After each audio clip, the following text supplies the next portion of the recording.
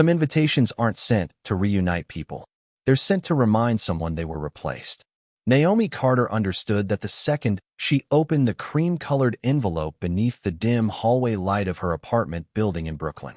The gold lettering shimmered against her fingertips while cold February wind slipped through the lobby every time the glass door opened.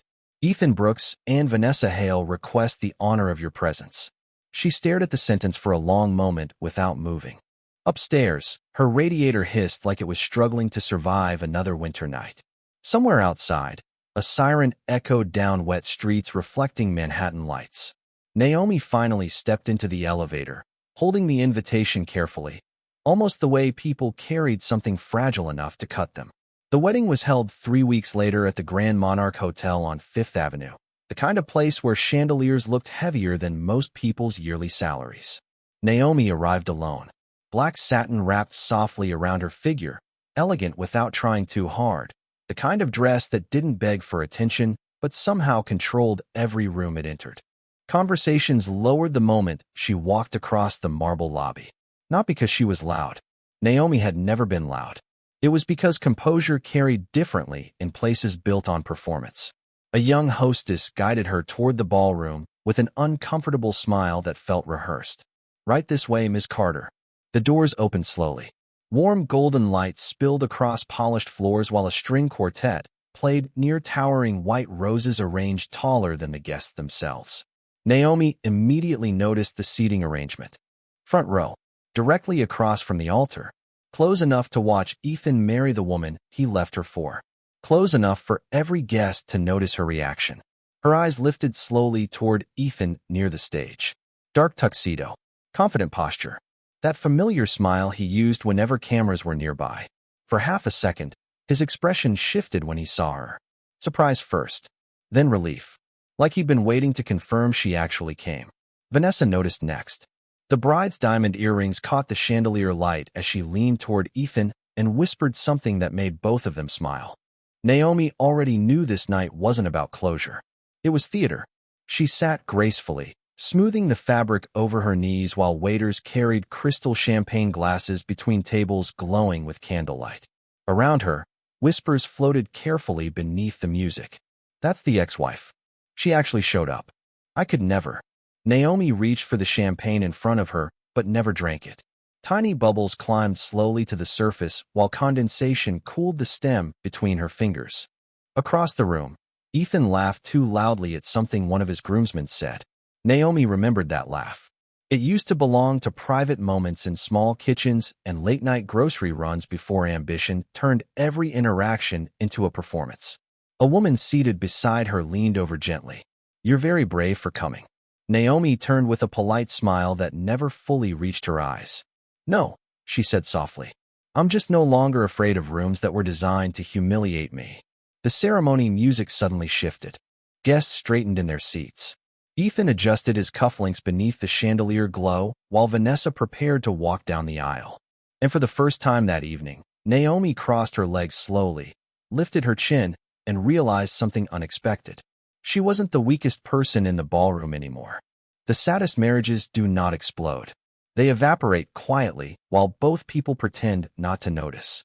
Naomi kept her eyes on the altar while guests around her adjusted silk dresses and polished watches beneath the ballroom lights. But the sound of the quartet slowly faded behind memories she spent years trying to bury. Ethan had not always looked at her like a stranger sitting in the front row of his second wedding. 8 years earlier, he used to wait outside her design classes in Manhattan carrying cheap coffee in cardboard cups because they could not afford anything better. He used to kiss her forehead while she sketched apartment layouts across their tiny kitchen table in Queens. Back then, ambition still looked romantic on him. Naomi remembered the apartment they first shared. 600 square feet, a leaking faucet, heat that barely worked during January storms. But every Sunday morning smelled like cinnamon pancakes and dark roast coffee, while jazz played softly from Ethan's old speaker near the window. They were broke together, and somehow that made them feel united against the world. Then Ethan got promoted. Then promoted again. Better suits appeared in the closet. More dinners with clients. More nights where Naomi reheated food at 11:30 while watching headlights move across the ceiling from traffic outside. The silence entered their marriage slowly, almost politely. At first it sounded like unfinished conversations, then canceled vacations, then entire evenings spent staring at separate screens while pretending exhaustion explained everything. Naomi would ask how his day went, and Ethan would loosen his tie without looking at her.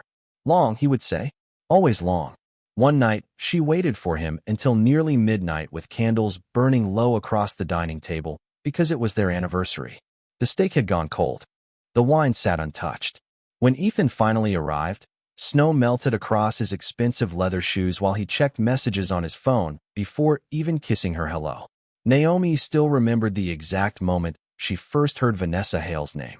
She is helping with the new marketing campaign, Ethan said casually while removing his cufflinks beside the bathroom mirror. Naomi nodded without suspicion. Vanessa was 26 at the time. Bright smile. Social media polished. The kind of woman who knew how to make every room feel like a camera was secretly recording her. Months later, Vanessa started appearing everywhere. Corporate dinners, holiday parties, office photos online where she stood just a little too close beside Ethan. Naomi noticed details because wives always notice details before they notice betrayal. Ethan began protecting his phone screen. He smiled at notifications he never explained. He suddenly cared how he looked on weekends. The man who once wore old college sweatshirts around their apartment now spent 40 minutes choosing jackets for casual dinners. But the cruelest part was not the cheating. It was the emotional disappearance before the marriage officially ended. Ethan stopped looking at Naomi the way people look at someone they are building a future with. Instead, he looked at her like furniture that had always been there. Useful, familiar, invisible. Across the ballroom, Naomi watched Ethan straighten his posture while guests admired the floral arrangements surrounding the altar. He looked successful now, refined, untouchable. But she remembered the version of him who used to fall asleep with legal documents spread across his chest while she covered him gently with blankets at 2 a.m. Vanessa suddenly laughed near the bridesmaids, loud enough to draw attention. Her white satin gown shimmered beneath the chandeliers while photographers circled carefully around her. Naomi lifted her champagne glass, but paused before drinking. Because deep down, beneath the violin music and crystal lights and rehearsed happiness, she finally understood something painful. Ethan did not leave because Vanessa was extraordinary. He left because success changed the kind of audience he wanted watching his life. People who want to embarrass you in public always expect pain to look louder than dignity. The wedding ceremony ended beneath applause that rolled softly across the ballroom like practiced thunder. Crystal glasses clinked. Cameras flashed. Ethan kissed Vanessa while guests stood smiling beneath warm chandelier light, and Naomi remained seated in the front row with one hand resting calmly against her lap. She could feel eyes drifting toward her every few seconds, searching for signs of heartbreak the same way people slowed down beside accidents on highways. But Naomi had learned something after divorce. The world became deeply uncomfortable when a woman carried disappointment gracefully. The reception began immediately afterward inside a larger ballroom overlooking Central Park. White orchids floated inside tall glass centerpieces while servers carried trays of champagne beneath gold ceiling murals painted decades earlier. Everything about the room felt expensive in a way designed to impress strangers. Vanessa thrived inside that kind of attention. Naomi watched her move from table to table, touching arms lightly, smiling too brightly, making sure every camera captured the correct angle of her happiness. Ethan followed closely behind, proud in the way men often looked when they believed success could erase history. Naomi remained near the back corner beside the enormous windows overlooking Manhattan lights. Snow had started falling outside, soft against the dark city skyline. For a moment, she almost believed the night might pass quietly. Then Vanessa climbed onto the small stage near the dance floor and lifted her champagne glass with theatrical excitement. "Before dinner starts," she announced, smiling toward the crowd, "I want to thank someone very special for being here tonight." Naomi already felt it before Vanessa turned toward her. That sudden shift in energy, the room tightening with anticipation. "Naomi," Vanessa continued sweetly, "would you come up here for a second?" Several guests exchanged uncomfortable looks. Ethan lowered his eyes briefly toward the floor, but said nothing. That silence told Naomi everything. He knew. Vanessa stood beside the microphone glowing beneath soft golden light, while bridesmaids smiled nervously behind her. "Come on," Vanessa laughed gently. "You were such an important part of Ethan's journey." A few scattered chuckles moved through the ballroom. Naomi could practically hear the invisible sentence hanging beneath Vanessa's words. "You came first, but I won." Slowly, Naomi placed her champagne glass onto a passing tray and stood. Satin brushed softly against her legs as she crossed the ballroom floor beneath hundreds of watching eyes. Her heels clicked calmly across marble while the quartet continued playing as if nothing uncomfortable was happening. Vanessa handed her the bouquet dramatically. "White roses. Silk ribbon." Naomi accepted it politely. "I just think it is beautiful," Vanessa said loudly into the microphone. "When women can support each other through life changes." This time the laughter came easier. Naomi looked out across the ballroom. Wealthy investors, corporate attorneys, influencers, women pretending sympathy while secretly enjoying the spectacle. Men relieved it was not their own mistakes standing under the spotlight tonight. Then Naomi glanced toward Ethan. He could not meet her eyes anymore. That surprised her most. Because people only avoid eye contact when shame finally arrives late to the party. Vanessa tilted her head slightly. "Do you have anything you want to say?" Naomi held the bouquet gently between her hands. The room quieted almost instantly. Even the waiters paused. She could have embarrassed them both. She could have exposed every lonely night, every betrayal, every message discovered accidentally at 2 in the morning. But revenge had stopped interesting her a long time ago. Instead, Naomi smiled softly. "No," she said calmly. "I think the evening already says enough." Silence spread slowly across the ballroom. Not awkward silence. Heavy silence. The kind that made people suddenly aware of themselves. Vanessa's smile flickered for half a second. Ethan looked down toward his untouched whiskey glass. Somewhere near the back of the room, an older woman whispered quietly to her husband, "My God, she is elegant." Naomi stepped away from the microphone without another word and returned to her table, while the entire atmosphere of the ballroom shifted almost invisibly around her. Because humiliation only entertains people when the victim agrees to carry it. Rock bottom rarely looks dramatic. Sometimes it looks like eating cold pasta alone at 1:30 in the morning while snow collects outside your window. Naomi left the wedding reception earlier than most guests realized. The cold Manhattan air wrapped around her shoulders the second she stepped outside the Grand Monarch Hotel, and for the first time that night, the tightness in her chest finally loosened. Behind her, music and laughter still echoed faintly through the glowing ballroom windows high above Fifth Avenue. The city looked beautiful from the outside. It always did. But Naomi remembered a very different version of herself 3 years earlier, when beauty felt painfully far away. After the divorce papers were finalized, she moved into a small fourth-floor apartment in Brooklyn above a laundromat that never seemed to close. The radiator clanged loudly at random hours, and the kitchen window let cold air leak through every winter night, no matter how many towels she pressed beneath it. Some evenings, she sat on the hardwood floor wearing thick socks and 2 sweaters while balancing unpaid bills beside her laptop. The silence after divorce surprised her most. Not the loneliness. The silence. No more arguments. No more disappointment. Just the hum of old pipes and distant traffic outside, while she tried rebuilding a life that no longer looked recognizable. During the day, Naomi worked freelance interior design jobs for small cafes, tiny apartments, and boutique stores that could barely afford professional help. At night, she sketched layouts at her narrow dining table beneath a flickering lamp she kept meaning to replace. Coffee cups gathered beside stacks of fabric samples, while jazz music played softly from her phone to make the apartment feel less empty. Some clients ignored her ideas completely the moment they saw her. Others spoke slowly to her, as if success and elegance were things she could only imitate, never own naturally. Naomi learned quickly that divorce changed the way people measured women. Married women were viewed as chosen. Divorced women often felt treated like abandoned projects. One February morning, she walked nearly 12 blocks through freezing rain because she could not afford surge pricing for a rideshare. Her boots were soaked by the time she arrived at a tiny cafe renovation in Soho. The owner apologized immediately. "I know the budget is not impressive," he said nervously while handing her weak coffee in a paper cup. Naomi smiled politely and opened her sketchbook anyway. She treated every project like it belonged inside a luxury magazine. Because dignity, she learned, had nothing to do with the size of the room. Months passed. Slowly, her work began attracting attention. A boutique hotel owner reposted one of her designs online. Then a restaurant owner asked for a consultation.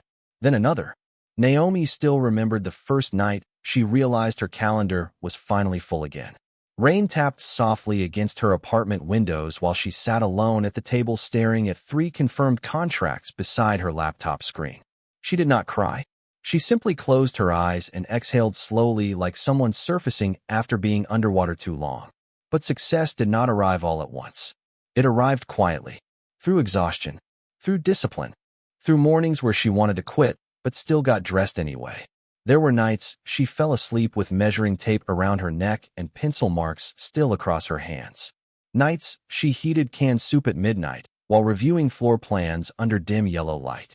Nobody applauded those moments. Nobody saw them. Across the ballroom at Ethan's wedding reception, Naomi watched guests laugh beneath chandeliers while expensive wine poured endlessly into crystal glasses. None of them knew about the winters she survived inside that tiny apartment. None of them knew how many times she rebuilt herself privately before ever stepping back into a room designed to remind her she had once been unwanted. And somehow, that realization no longer hurt her. It strengthened her.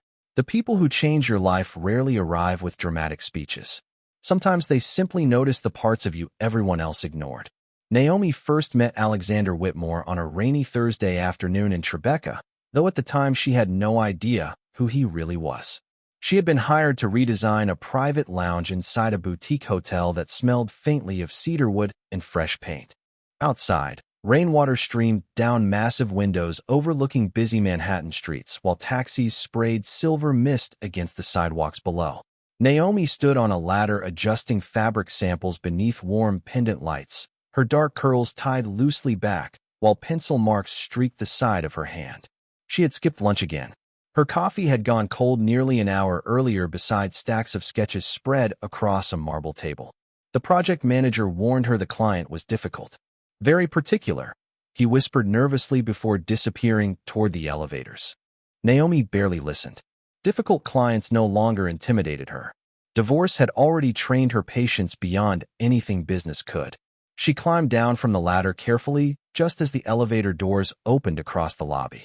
A tall man stepped out wearing a charcoal overcoat darkened slightly by rain near the shoulders. No entourage, no loud confidence, just quiet presence. The hotel staff straightened almost immediately when they saw him, though nobody announced his arrival. Naomi assumed he was another investor visiting the property. Alexander paused near the unfinished lounge while soft jazz drifted through hidden speakers overhead.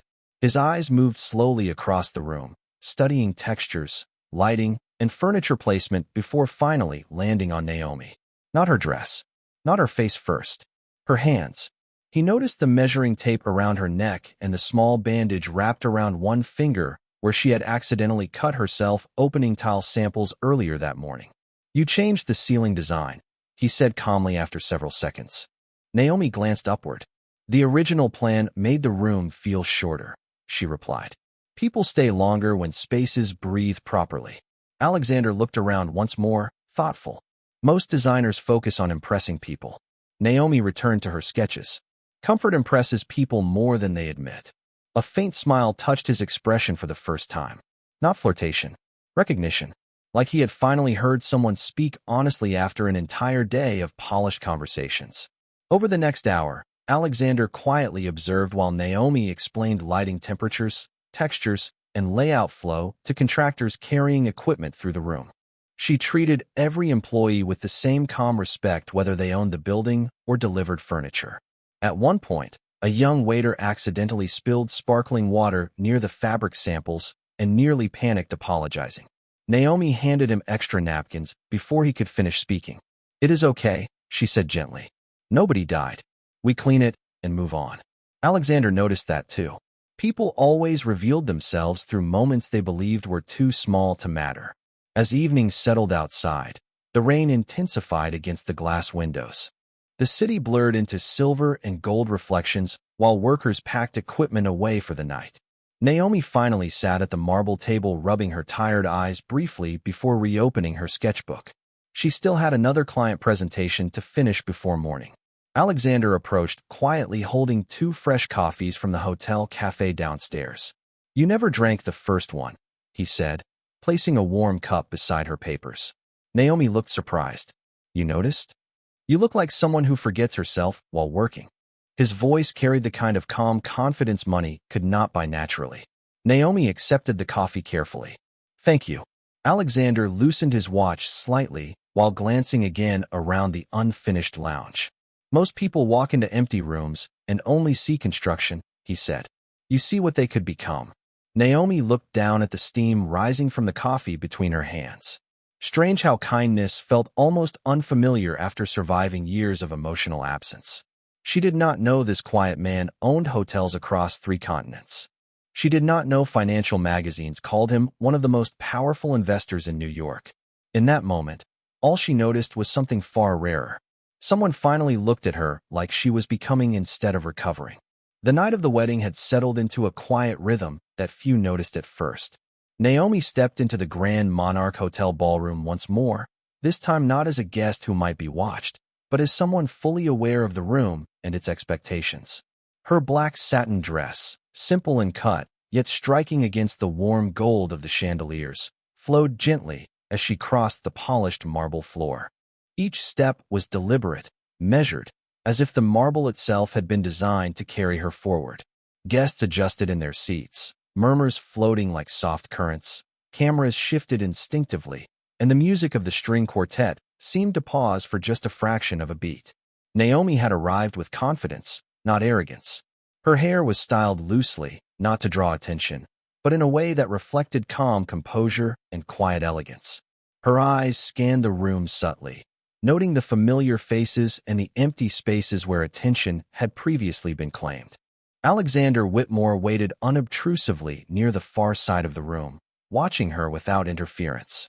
He understood the subtlety of power, the way someone could command presence without raising their voice. Naomi moved past tables of guests with restrained grace, acknowledging nods and polite smiles without altering the quiet intensity of her demeanor. Her hand lightly touched the table as she passed, brushing against crystal glasses and floral arrangements, reminding the room through gesture alone that she belonged in spaces defined by refinement, not noise. Across the room, Ethan Brooks attempted to maintain his composure while his eyes betrayed a fraction of uncertainty. The crowd that had laughed politely moments before shifted focus subtly toward Naomi as whispers of recognition and admiration began to ripple through the tables. She approached the stage area slowly, taking a moment to breathe, to center herself amidst the soft hum of conversation and the subtle clink of silverware. The bouquet lay waiting, held carefully by Vanessa Hale, whose practiced smile did little to mask the faint tension in her posture. Naomi accepted it with minimal flourish, her calm movements drawing attention not through theatrics, but through the quiet assertion of confidence earned through years of perseverance. A single glance toward Ethan conveyed everything she intended: composure, resilience, and an understated declaration that she no longer required validation from his presence. The ambient lighting, the golden hues of the chandeliers, and the subtle shadows cast by guests' movements all combined to highlight Naomi without the need for overt display. She had reclaimed the room through presence alone. Alexander remained in the background, observing, his expression unreadable but attentive, a silent acknowledgement of her achievement. As Naomi returned to her table, holding the bouquet gently, the atmosphere in the ballroom subtly shifted. Conversations softened, chairs adjusted, and a new order of attention settled over the guests, one where elegance, quiet power, and composure commanded the unspoken recognition of all who watched. For the first time in years, Naomi felt entirely aligned with the room, the light, and herself, knowing that the smallest gestures could carry more weight than any speech or declaration ever could. The ballroom had shifted subtly, almost imperceptibly, but Ethan noticed immediately. The attention he had assumed belonged entirely to him wavered under the quiet authority Naomi carried. Guests began to turn in their seats, whispers circulating as her presence became impossible to ignore. She did not raise her voice.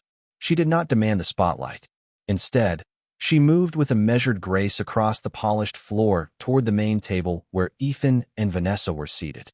Crystal glasses reflected candlelight as Naomi passed, her steps deliberate, her chin held high, shoulders back in perfect alignment with the calm certainty she had cultivated over years of rebuilding herself.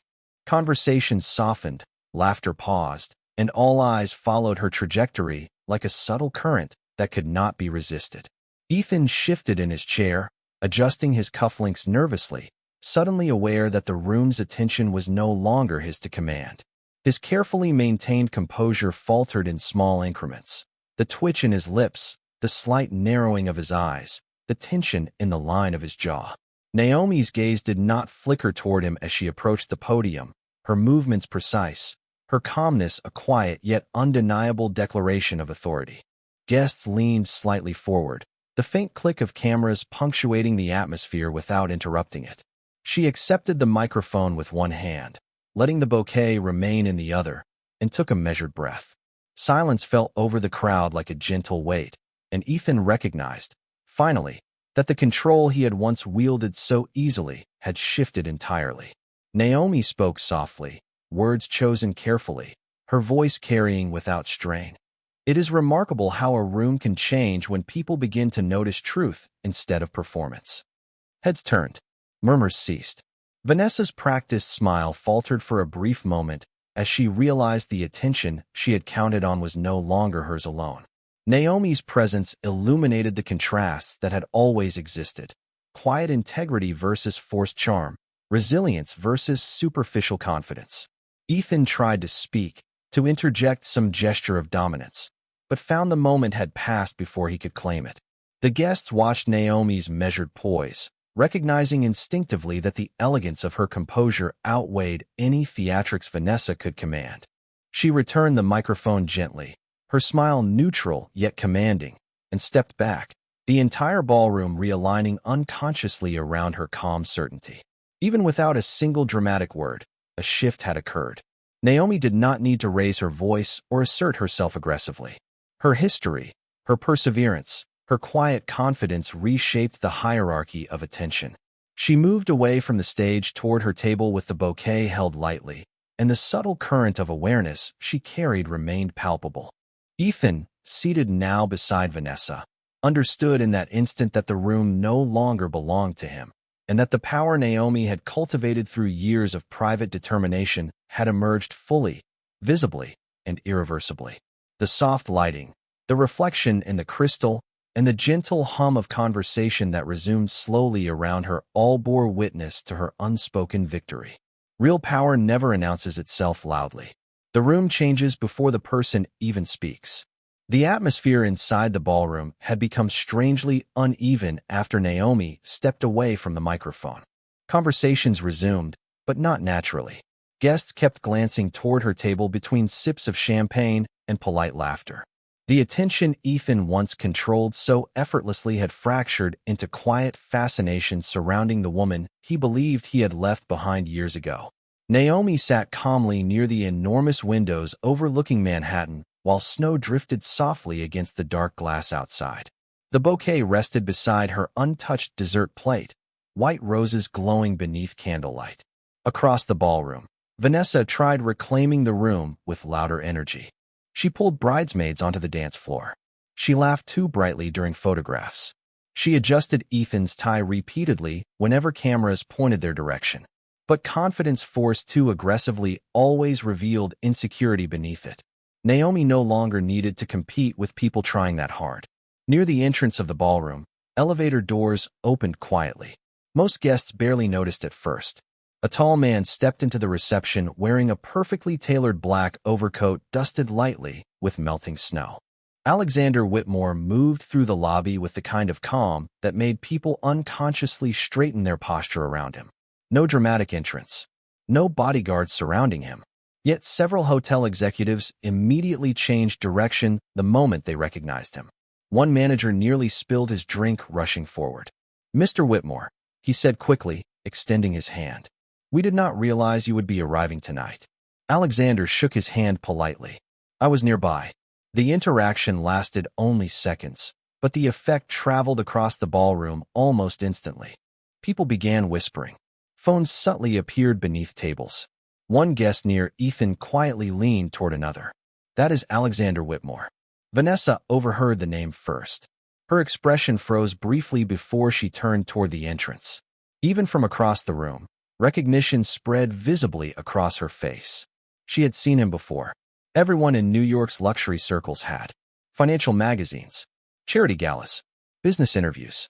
Alexander Whitmore did not simply own hotels. He owned investment groups, real estate portfolios, private equity firms. Entire industries shifted when he entered conversations. Ethan followed Vanessa's gaze toward the entrance and slowly lost color in his face. Because Ethan recognized him too. More painfully, he recognized the name attached to the firm currently negotiating partnership contracts with his law office. Ethan had spent months trying to position himself for a senior promotion tied directly to Whitmore Capital's legal expansion. The realization settled over him heavily and all at once.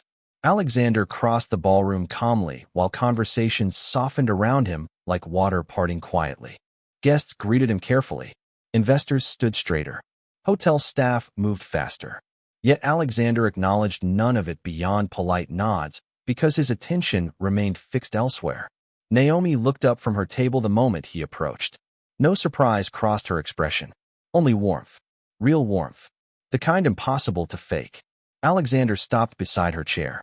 "I hope I am not late," he said softly. Naomi smiled faintly. "You missed the performance." A subtle laugh touched his expression.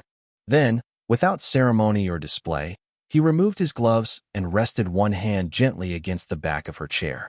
Simple gesture, but the ballroom noticed immediately. Ethan stared across the room as pieces finally connected in his mind with horrifying clarity. The luxury hotel project Naomi redesigned last year. The articles praising a mysterious designer behind Whitmore Hospitality's newest properties. The sudden rise of her business. Naomi had not rebuilt herself alone. She had been standing beside one of the most powerful men in the city while Ethan spent years believing she was still recovering from him. Vanessa attempted a smile as Alexander greeted several executives nearby who treated Naomi with immediate respect. One investor even approached her table directly. "Ms. Carter," he said warmly. "The Aspen property looks incredible. My wife has not stopped talking about the lobby redesign." Ethan lowered his whiskey glass slowly. Because for the first time all night, he understood the truth nobody needed to announce aloud anymore. Naomi had not returned to the ballroom as his forgotten ex-wife. She had returned as someone the room valued far more than his approval.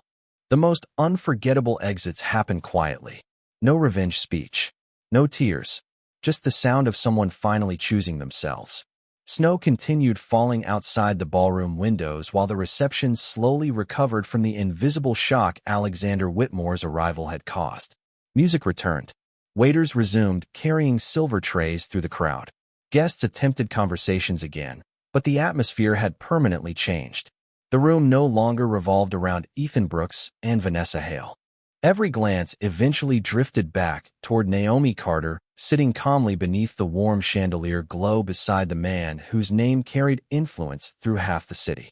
Yet Naomi herself seemed untouched by the attention surrounding her. That unsettled Ethan more than anything else. Across the ballroom, he watched Naomi laugh softly at something Alexander said, while one of the hotel executives stood nearby, discussing future projects with visible admiration. Ethan recognized that tone immediately. Respect. Real respect. The kind no wedding ring or social performance could manufacture artificially. Vanessa noticed it too. Her smile had become tighter as the evening stretched on. She adjusted her diamond bracelet repeatedly while pretending not to watch Naomi from across the room. Every photographer drifting toward Naomi and Alexander instead of the bridal table felt like a personal insult she could not openly acknowledge. But Naomi never looked toward them again. That was the final shift Ethan could not process. Years ago, Naomi used to watch him constantly, searching his face for affection, reassurance, approval. Tonight, she moved through the ballroom completely free of his attention, as if his presence no longer held enough importance to disturb her peace. The quartet began playing a slower piece near midnight while guests gathered coats and exchanged final congratulations beneath the golden lights. Naomi stood smoothly from her chair, slipping her hands into the sleeves of her black coat. Alexander rose beside her immediately. Simple instinct. Gentle respect. Across the ballroom, Ethan finally approached them before he could lose his nerve completely. His whiskey glass remained half full in his hand. "Naomi," he said carefully. She turned toward him calmly. No anger. No bitterness. Somehow that made the moment harder for him. Ethan searched her expression for traces of the woman he once knew. The exhausted wife waiting alone at dinner tables. The heartbroken woman signing divorce papers inside a silent courthouse. But she was gone. In her place stood someone composed, grounded, entirely whole without him. "You look?" Ethan paused, struggling for words that suddenly felt too small. Naomi saved him gently. "I am doing well." Her voice carried no triumph, only truth. Ethan glanced briefly toward Alexander, who remained beside her with one hand resting quietly inside his coat pocket. Confident enough not to interrupt. Powerful enough not to need to. "I did not realize," Ethan started again before stopping himself, because the truth sounded humiliating aloud. He did not realize Naomi would survive him this beautifully. Naomi looked toward the ballroom one final time. The flowers, the chandeliers, the expensive celebration built so carefully around, proving someone had moved on successfully. Strange how empty performances looked once you no longer needed validation from them. "Congratulations on the wedding," she said softly. Ethan lowered his eyes. For the first time all evening, he understood something painful with complete clarity. Naomi was not standing there hoping he regretted losing her. She genuinely no longer belonged to his version of the world anymore. Alexander stepped forward slightly then, offering Naomi his hand. "Ready?" he asked quietly. Naomi looked at him and smiled with the kind of peace that only arrived after surviving disappointment without allowing it to harden you. "Yes," she answered. Together they walked toward the ballroom exit while soft snow swirled outside the towering glass windows overlooking Manhattan. Guests subtly moved aside as they passed, not because of Alexander's wealth, because of Naomi's presence. Ethan remained standing near the center of the ballroom while the doors slowly closed behind them. Music continued. Laughter returned cautiously. Vanessa called his name from across the room, but for several long seconds, Ethan could only stare toward the empty entrance where Naomi had disappeared into the snowy New York night without looking back once. And somewhere deep beneath the noise of the reception, beneath the expensive lighting and polished success, Ethan finally understood the cruelest part of losing her. Naomi had not won because she found someone richer. She won because she found herself again.